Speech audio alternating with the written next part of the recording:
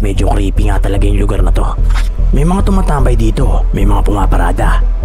Meron din mga taong di namin alam, baka halang ang bituka. Bars. Intro! So yun guys, nandito tayo. Oh, intro na to. So yun guys, kaka-intro lang natin sa Bulacan. oo nga, siyempre, sunod na to, ito tinatawag na Intromatic.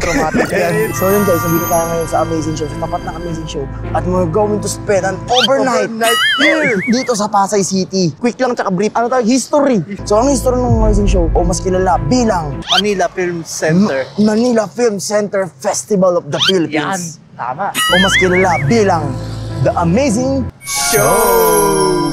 Ang Amazing Show ay natayo mula pa noong 1790. Nakawayan.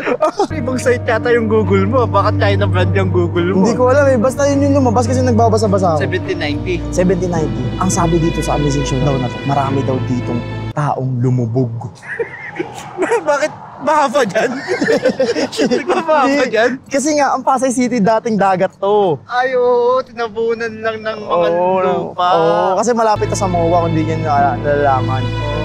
Dating dagat itong Pasay, maraming taong lumubog dito.